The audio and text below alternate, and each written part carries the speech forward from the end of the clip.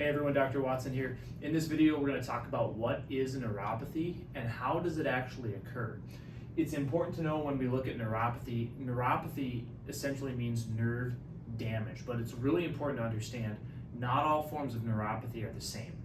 Nerve damage can occur from a couple of different mechanisms, and it can also produce different types of symptoms. So when we look at what we call a standard nerve, or what most people describe as a sensory nerve, these nerve cells, they're extremely small, microscopic, and that's what allows us to feel. We have a cell body, mitochondria that produces energy for the cell. We have the cell axon, with some of the cells will have sheaths around them that allows the nerve to send impulses faster.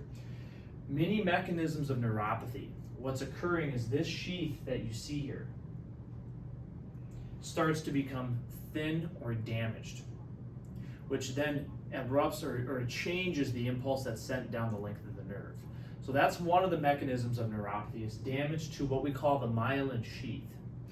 A second form of damage to neuropathy can be where we actually start to have dysfunction in the mitochondria of the cell. So in the cell body where the mitochondria sits, there's something called ATP, which is what is used for cellular energy.